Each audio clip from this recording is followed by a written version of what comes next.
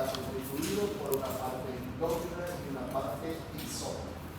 La parte endócrina está regulada por las células de Langerhans.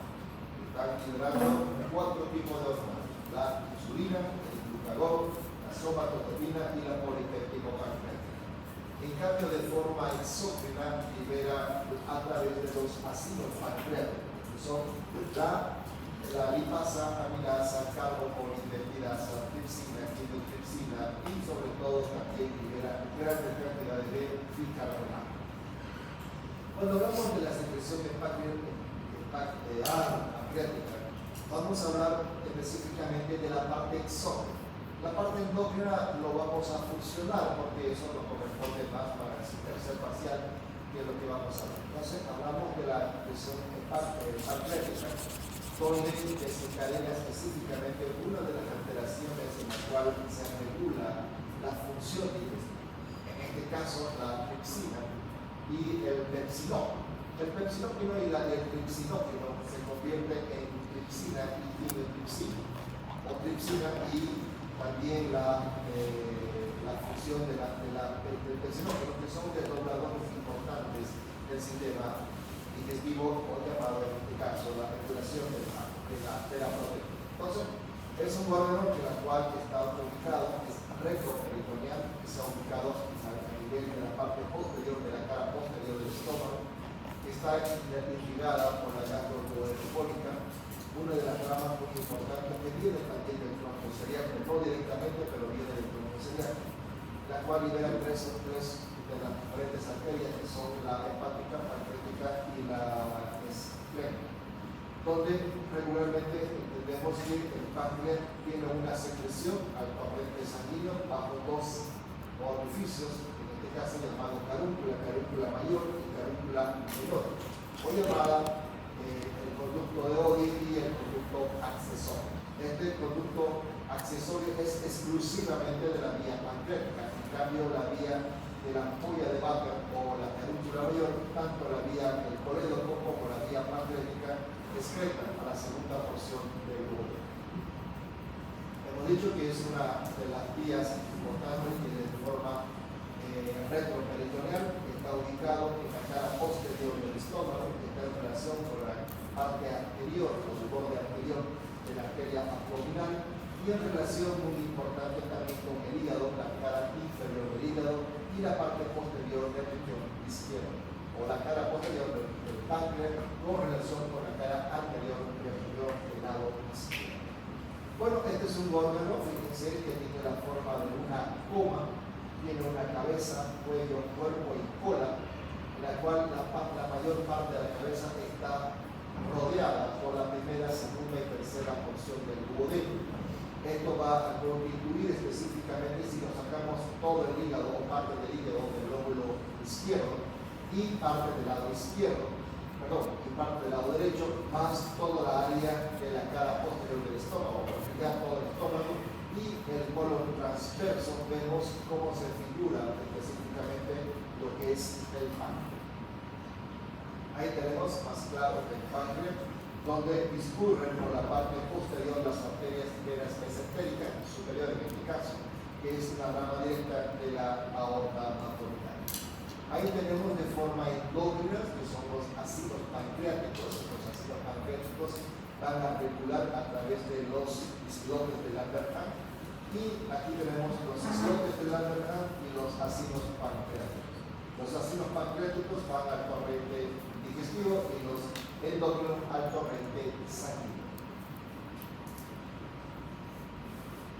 Ahí tenemos más claro la parte del conducto colédoco, la parte endógena a la segunda porción del duodeno, de forma exógena.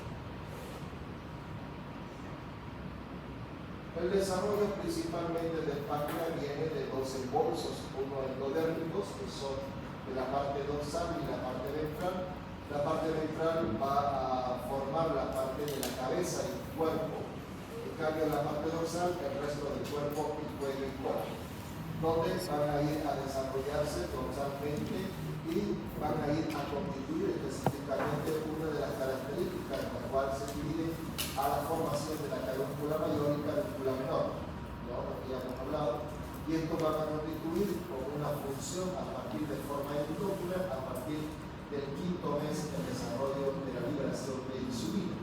¿Por qué? Porque no se olviden que la última gestación, la última etapa de la gestación, casi la mujer aumenta la ingesta de alimentos y puede llevar a un niño con una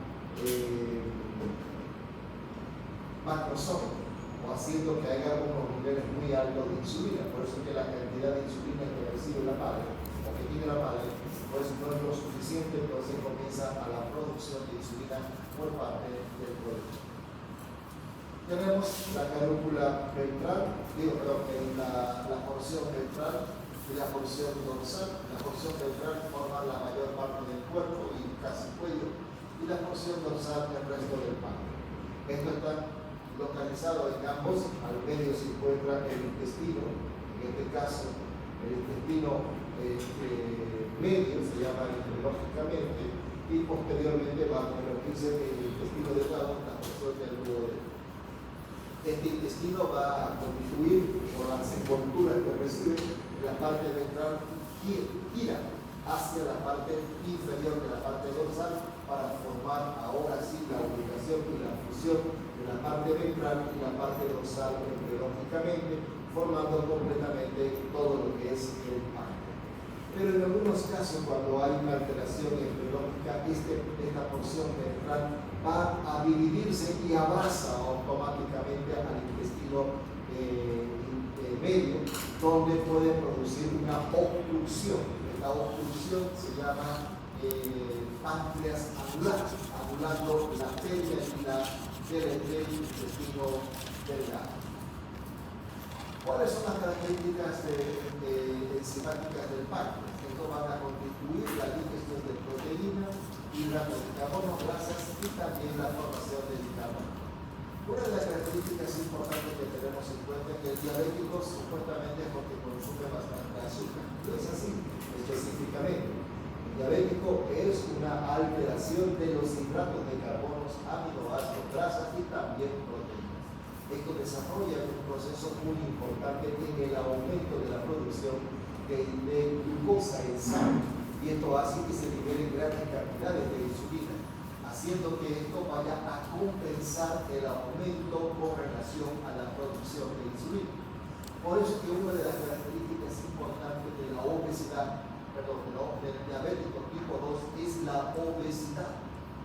Uno de los antecedentes muy importantes de la obesidad para desencadenar la insulina, la diabetes, sin que sea un familiar diabético o un familiar hereditario, el diabético puede desencadenar solo por ser obeso, porque inicia con una resistencia a la insulina. Y la resistencia a la insulina es la capacidad de que la insulina no puede transportar el exceso de glucosa. Vamos a entenderlo mejor. Hay una producción de 10 de glucosa y 13 de insulina, ¿no? Hablamos de una diferencia numérica para que se entienda el ejemplo. La resistencia se debe a eso, la capacidad de producción del páncreas es mínimo con la ingesta de alimentos. Otra característica importante en la mujer para desencadenar es la gestacional. ¿Por qué?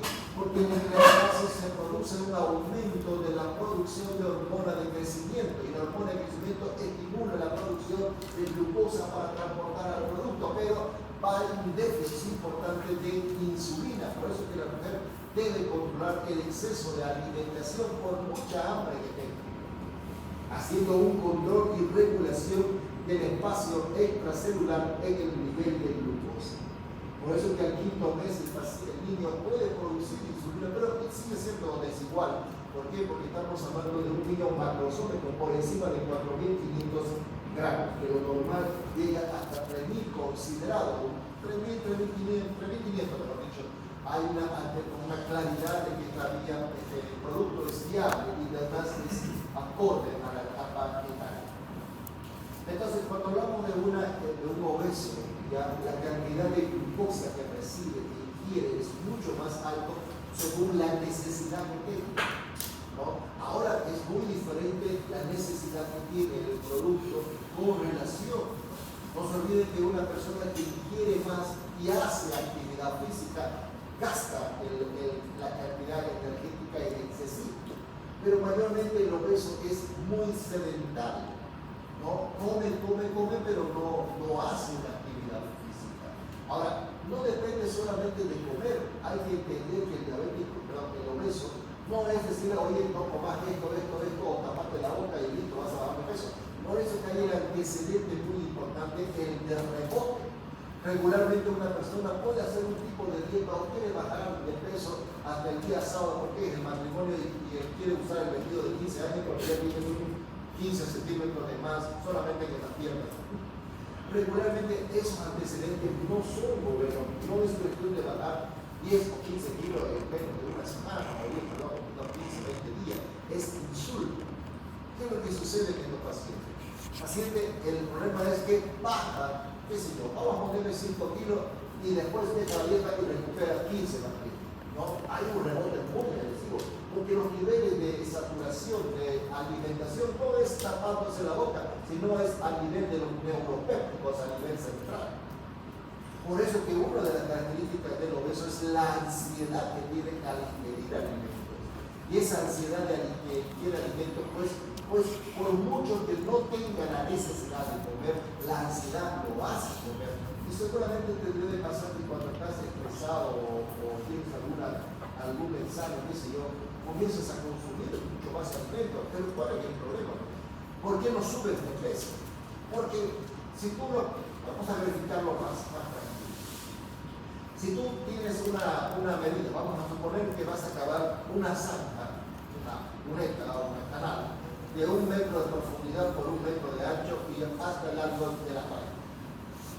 Tú lo puedes cavar con una picota, qué sé yo, trabajar todo un día, supuesto.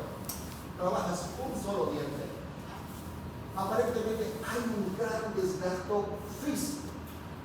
En ese gasto físico hay una cantidad necesaria de carbohidratos, grasas, proteínas que se han eliminado. ¿Por qué? Porque has hecho un esfuerzo. ¿Qué es lo que pasa entre la paciente que ingiere mucho por estrés? Es como si cavara, y peor si es en la parte intelectual.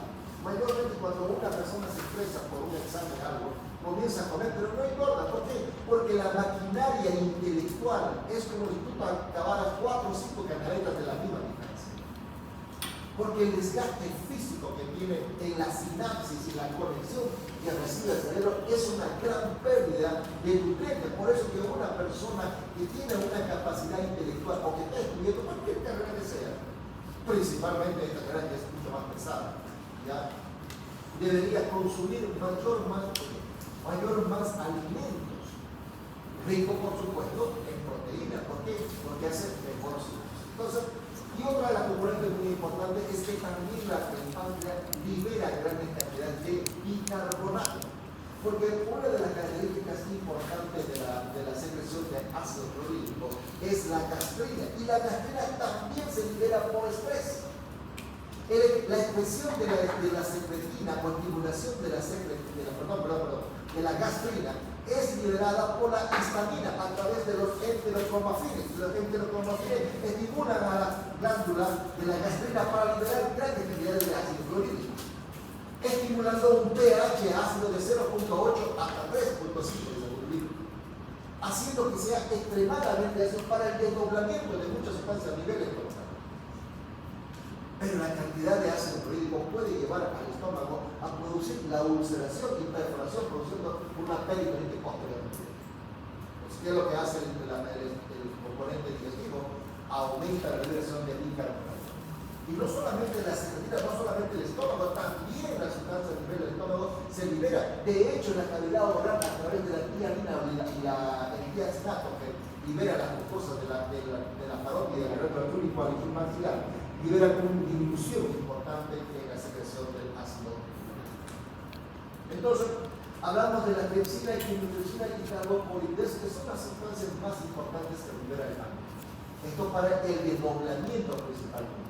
Una de las características importantes de esta sustancia es que cuando no pasa al torrente sanguíneo, ya sea por una oclusión del conducto de Oddi, o por un cálculo que ocluye, o por un edema de papila, hace que no se libere la sustancia al torrente digestivo, tampoco la vía hepática, haciendo que se produzca pancreatitis. Entonces, estos van a ir a regular principalmente la tripsina y la quinotripsina, a desdoblar grandes cantidades de proteínas completas. Por ejemplo, los hidratos de carbono, la amilasa pancreática. Ya veíamos a nivel de la glándula parótida que se liberaba la tiamina o llamada alfa-amilasa. Y la alfa-amilasa tiene un componente de casi un 20% de desdoblamiento de almidones a nivel oral. El restante lo hace el páncreas, el 80%, y por ello se llama amilasa pancreática. También tenemos los almidones, el glucógeno, que también son diluidos por la amilasa pancreática e hidrolizados. ¿Qué pasa con la lipasa pancreática? Hidroliza los ácidos grasos y monoglicéridos. El colesterol y grasa, el colesterol y la fosfolipasa, los ácidos grasos de los fosfolipidos. O sea, de todas las grandes cantidades de grasas. El tripsinógeno, quimiotripsina y la procarbopolipeptidasa son fuentes muy importantes de dobladores porque son de forma inactiva. Pero a través de la enterosinasa, esto convierte de forma inactiva a activa, haciendo que se presente un mejor desdoblamiento de las sustancias que ya antes mencionamos.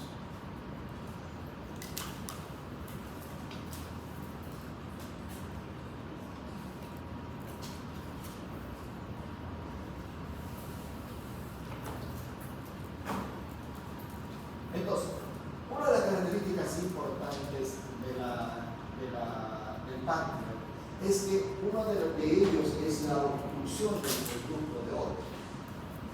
Una de estas es a través de la obstrucción por un cabo. No se olviden que el conducto colédoco tiene diferentes tamaños o diámetros de todo lo que es el conducto. En algunos casos, por el motivo, baja o desciende un cálculo y se enclava a nivel de la vía hepática y la vía pancreática, aquí, haciendo que no pase la vía hepática ni la vía pancreática. Esto va a producir lo que llamamos pancreatitis. ¿Pero en qué consiste específicamente la pancreatitis? El tripsinógeno, que es uno de los que libera también el páncreas, va y tiene que salir de aquí del páncreas para llegar al torrente digestivo y llegar al estómago para que el tripsinógeno, que cambia a tripsina o de forma activa para desdoblar proteína, lo hace con un pH ácido. No lo hace en el intestino porque no hay un pH ácido, de hecho no lo presenta. Pero ¿qué sucede? Esta tripsina tiene que pasar al estómago, llegar al estómago y convertirse en tripsina para el desdoblamiento de proteína. Porque una de las características importantes para que haya distensión del duodeno y que pase el quimo hacia el intestino delgado era el desdoblamiento previo de las proteínas. ¿Se acuerdan? Como hablábamos, uno, la distensión del duodeno; dos, la disminución de la hiperacidez; tres, la osmolaridad del quimo; y sobre todo, la cuarto, el desdoblamiento de proteínas. No se olviden que en el estómago se presenta desdoblada, pero no se presenta absorción en el estómago, pero sí en el intestino delgado hay absorción de estas proteínas. Pero tiene que haber un desdoblamiento en el estómago para que presente absorción en el intestino. ¿Qué es lo que pasa cuando hablamos de estas sustancias? El tripsinógeno, cuando no pasa, hace que se produzca una autofagocitosis del páncreas, produciendo una inhibición del páncreas para producir más. Por eso es que hay una necrosis en algunos casos, porque es muy agresivo la pancreatitis, y produce, por eso es que se le hace reposo pancreático y reposo hepático. En este sentido, el páncreas también libera una sustancia llamada inhibidor de la tripsina. Pero la cantidad de inhibidor con relación a la producción es equitativamente muy pésima. O sea, se produce más tripsina que el inhibidor de la tripsina. Por eso es que se le hace un reposo pancreático y un reposo hepático. ¿En qué consiste el reposo pancreático? En no darle proteínas al paciente, en no darle carbohidratos y no darle también grasa. Pero ¿por qué la grasa? ¿Qué tiene que ver la grasa con el páncreas? Porque también la vía hepática está ocluida en la secreción de la bilis. Y la bilis va a ir a desdoblar, es un multiplicador importante de la grasa. Y si yo sigo ingresando más grasa, el hígado comienza a producir más secreción biliar. Ahora, este exceso de bilis pues, se va a almacenar en la vesícula biliar y el exceso tiene que también llegar al torrente intestinal. Llega una vez al intestino y sube al estómago para iniciar el desdoblamiento. De hecho, a través de la enterobilina y la urobilina se elimina por la vía digestiva. Una gran cantidad lo hace por la vía digestiva y la otra por la vía renal. ¿Qué es lo que sucede cuando hablamos de esta obstrucción? Una de las características importantes, aunque no es temprana, es tardía, es el cambio de color de las heces fecales. La enterovirina y la urovirina, o el urovirinógeno, lo va a dar el color café a las heces fecales. Pero cuando hay la coloración blanquecina de las heces fecales, está indicando una obstrucción. Oye, pero hasta que yo espere que defeque el paciente blanco, estamos perdiendo tiempo. Por el hecho de que solamente la obstrucción hace que esta bilis, el exceso, suba o retorne nuevamente a la circulación mayor a través del sistema porta y los sinusoides hepáticos yendo hacia la vena cava inferior y a la aurícula derecha. Por eso que en un principio se ve la coloración de las escleras, haciendo una ictericia escleral. Posteriormente, cuando los niveles de bilirrubina suben demasiado, pues el paciente comienza a amarillarse. Lo que hemos visto las anteriores, las imágenes de una persona morena con una coloración amarilla. ¿Qué es lo que pasa cuando hablamos de esto? Por eso que cuando una persona tiene un exceso de bilis, ¿ya? No tanto la pancreatitis, por supuesto que la pancreatitis, si no la tomas en cuenta, pues puede producir una necrosis tubular aguda, puede producir una distrés respiratoria aguda, puede producir una alteración y sobre todo una septicemia, muy importante según lo que te lo derramas. ¿Qué pasa en este paciente? Puede producir un daño muy irreversible y de hecho tiene una mortalidad muy alta, que lo vamos a ver posteriormente. Entonces, esto hace que esta inactividad entre la tripsina y el inhibidor de la tripsinógeno nos va a producir lo que llamamos pancreatitis. ¿Cómo está secretada la vía pancreática? Por tres estimulaciones: la acetilcolina, la colecitocinina y la secretina. La acetilcolina a través del sistema simpático parasimpático.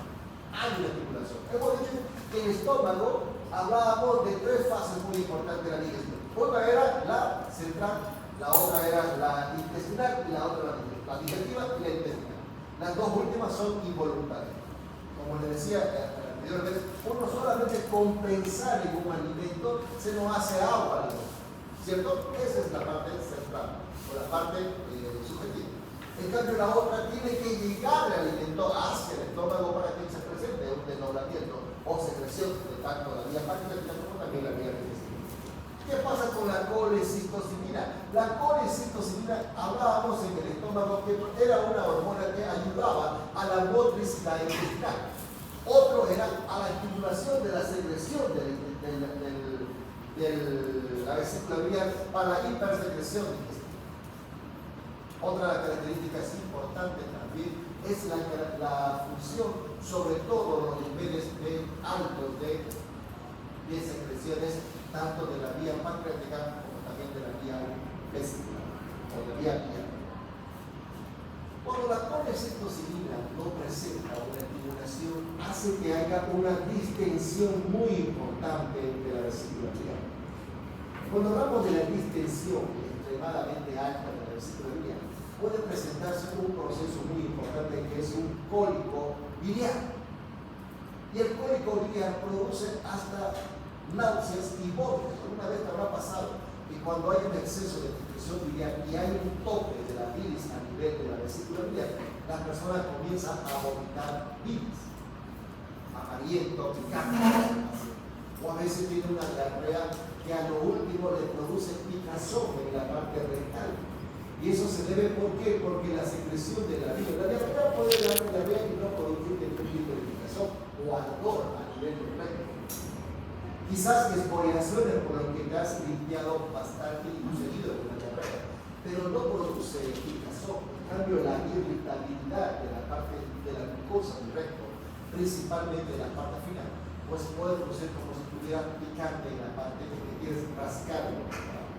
Esto hace que haya una hipersecreción biliar. Y la secretina que está liberada en la segunda porción del duodeno y lo va a liberar a través de la secreción de bicarbonato.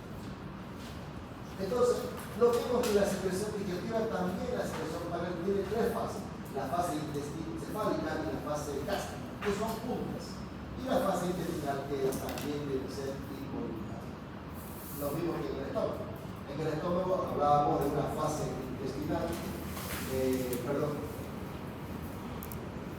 una fase cefálica, una fase digestiva o gástrica y una fase intestinal. Una de las características del bicarbonato es la producción de esto a través de la liberación de la secretina. Una secretina que está regulada por las sustancias esas llamado el duodeno poliuretano, que son, primero se forma la prosecretina, que es una forma inactiva, y esto a través de los ácidos clorhídricos y las funciones va a lograr la liberación de la secretina a nivel del páncreas. Y por último, la colesterolina, que es el control de la secreción también de la vía pancreática en la secreción de sustancias como glicina y glicina. ¿Y lo que pasa en la vía biliar? En la vía biliar también la formación de esto hace que la digestión ayuda a la emulsificación y detergente de la, pero también favorece a la absorción principalmente de la grasa. Por eso que cuando uno consume extremadamente grasa, esto puede desencadenar una mala digestión.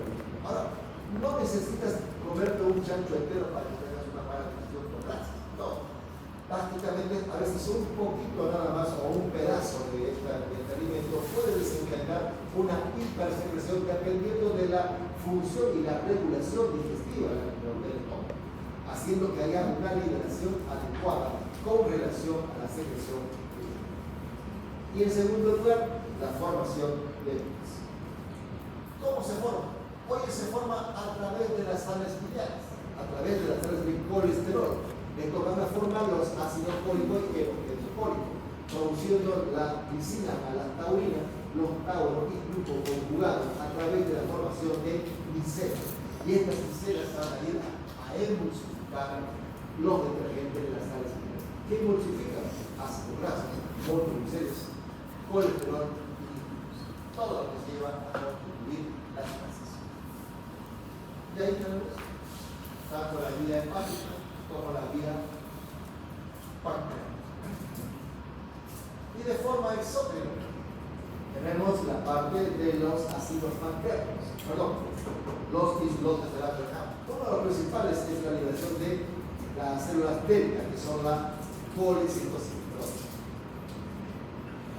La colecitocina, que lo vamos a ver más tarde. Perdón, no es la cole, es la somatostatina, la somatostatina. Bueno, para identificar precisamente el páncreas, para dar una determinación dónde se encuentra el punto de desencadenamiento de la vía hepática y la vía pancreática, hacemos una medición que es una línea que va desde el ombligo hacia la parte anterior de la línea media axilar anterior, en este caso del lado derecho. La parte media entre el borde costal y el ombligo encontramos la liberación de la secreción del páncreas, o sea, la carúncula mayor. Entre el ombligo y el borde de la costilla, en esta línea, encontramos la secreción de la vesícula o la vesícula. Otro punto que es el de Blutberg, que está constituido entre el ombligo y la espina ilíaca anterosuperior. En la parte media entre la espina ilíaca anterosuperior y el ombligo encontramos principalmente la desembocadura del corazón. Ahí tenemos la circulación sanguínea, que está determinada por el tronco cereal. Esto está constituido por tres ramas que la vamos a ver principalmente acá. Fíjense, tenemos el tronco cereal, que da sus tres ramas, la mesentérica superior, la mesentérica inferior, la arteria venalis y la arteria esclerotis. Ahí tenemos lo mismo, la arteria a nivel esplénica, tenemos la gástrica, la duodenal y la hepática. Tenemos la arteria esclérica, la gástrica y la hepática. Perdón, la gástrica y la hepática. Aquí vamos a ver otra. En esta rama. Fíjense, el tronco celíaco da una rama, que es la hepática común, y la hepática común da dos ramas, una de ellas, la principal, la pancreática, que es la gastroduodenal, que luego se divide en una pancreático anterior y superior, y la otra que es un recurrente de la arteria duodenal. Posteriormente, la arteria mesentérica superior da una rama que es la pancreatico-duodenal inferior y una rama que viene de la arteria esplénica, que es la rama del una rama que viene a nivel de la arteria esplénica, que es la ramo pancreático de la parte de la columna. Otra vez, hablamos de la parte del tronco ciliaco, que era la hepática, la esplénica y la gástrica, donde la hepática va a dar una rama que se llama la gastroduodenal, que se divide en pancreático duodenal, anterior, superior y posterior, y una rama que va desde la mesentérica, que es la rama pancreático inferior, y una rama que viene de la esplénica, que es la rama pancreática de la parte de la columna. Ahí tenemos las diferentes desembocaduras, la arteria hepática, lo mismo.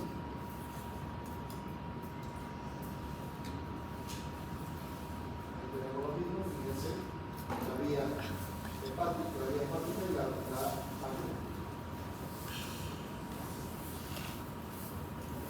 Ahí está lo mismo, las desembocaduras. ¿Cómo es el dolor pancreático? El dolor pancreático está determinado principalmente por la secreción del páncreas a través de la tripsina, que esto va a hacer un proceso inflamatorio, puede ser de forma aguda o de forma crónica. La pancreatitis es una inflamación del propio páncreas.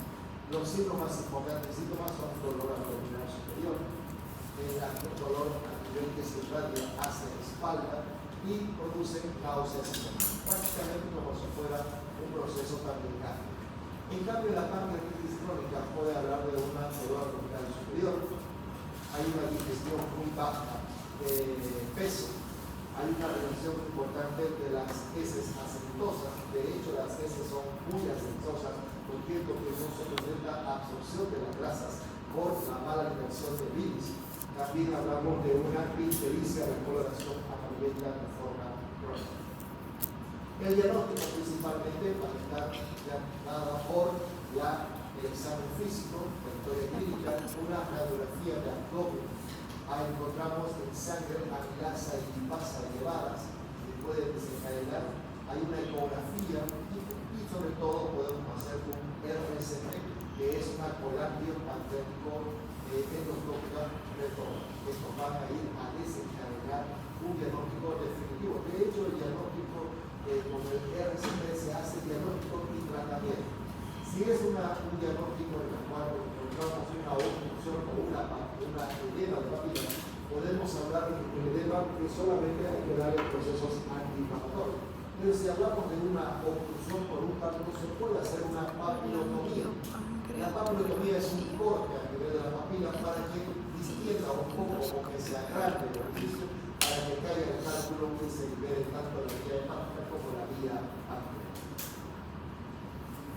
Una de las características también importantes es la tomografía axial computarizada con contraste. Si ustedes se fijan acá, aquí encontramos un páncreas que está delimitado con esta forma. Fíjense todo lo que es el páncreas. Y aquí vemos el contraste, ¿no? Una vez que digiere y es un proceso pancreático, fíjense que hay una necrosis muy importante. Hay acceso, hay secreción, hay prudencia. Ya puede haber un espacio aumentado con líquidos a nivel retroperitoneal o peritoneal, produciendo la peritonitis pulmonar.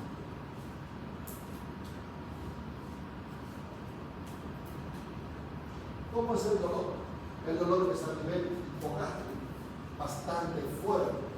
No cede con la alimentación, se agrava con la alimentación. No mejora el cúbito dorsal. ¿Por qué? Si lo pongo de cúbito dorsal, el estómago lo aplasta más el páncreas. No se olviden que el páncreas es retroperitoneal, no presenta no puede acostarse de espalda. Lo hace de un lado, sobre todo del lado derecho principal. Y además, el dolor es el cinturón, puede irradiarse. De hecho, se irradia. ¿Qué es lo que pasa con la diferencia de la pancreatitis con relación a la gastritis? La gastritis también te duele la espalda, pero no tiene esta curvatura, no presenta el dolor de la pancreatitis, es prácticamente como un cinturón y a veces envuelve completamente todo lo que es el abdomen. En cambio, la gastritis es localizada y se refleja en parte de la espalda y además se por la alimentación con relación a la pancreatitis. ¿Qué es lo que pasa en la pancreatitis? Vamos a presentar las características importantes de dolor abdominal profundo. Hay instalación súbita, es localizado por el cambio, se agrava con la posición del cúbito dorsal, se acompaña de distensión abdominal, gran desplazamiento de líquido en el espacio extracelular, retroperitoneal y peritoneal materno. Hay síndrome de shock, ¿por qué? Porque hay un déficit muy importante de líquido, por el secuestramiento del líquido a nivel retroperitoneal. Hay trastorno de la amilasa y la lipasa, principalmente la lipasa, que es más importante, y leucocitos, hiperglicemia e hiperbilirubinemia.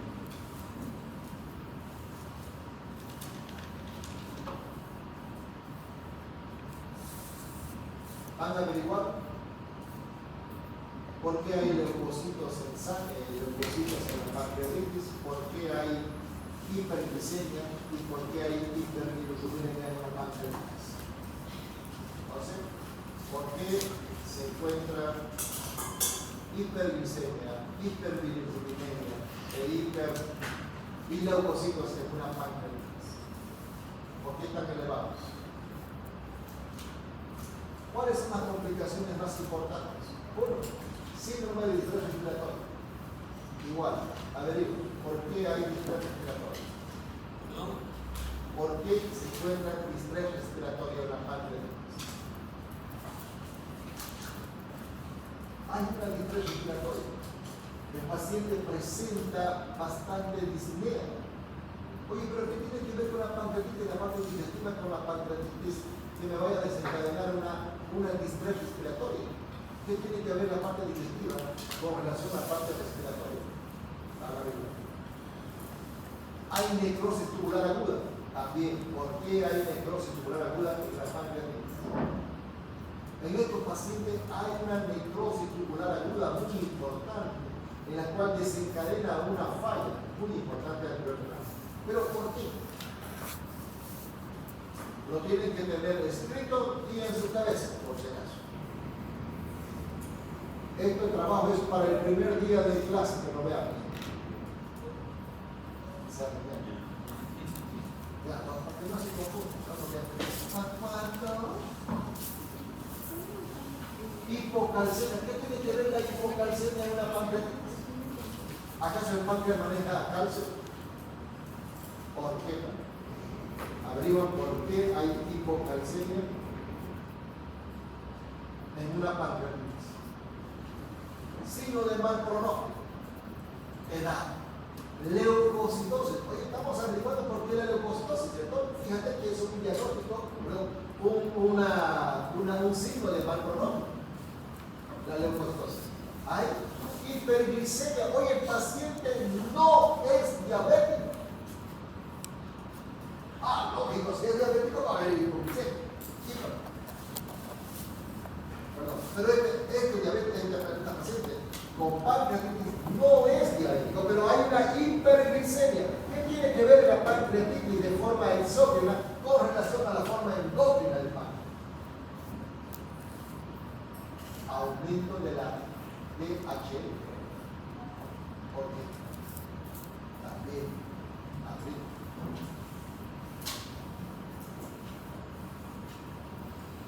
Y hay bajo hematocrito e hipocalcemia. Fíjense los diagnósticos, los signos de mal pronóstico.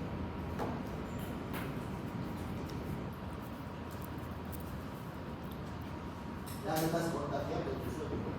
Deberías andar lavando la cara. Tu compañera ya se fue a lavar la cara por favor. Ya estaba durmiendo.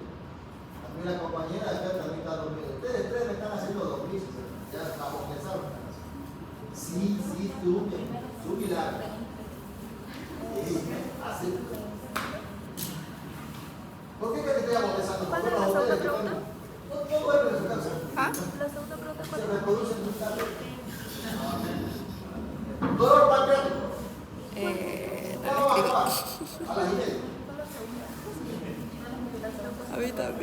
La deja media. Regularmente el tratamiento es aliviar el dolor y reposo pancreático.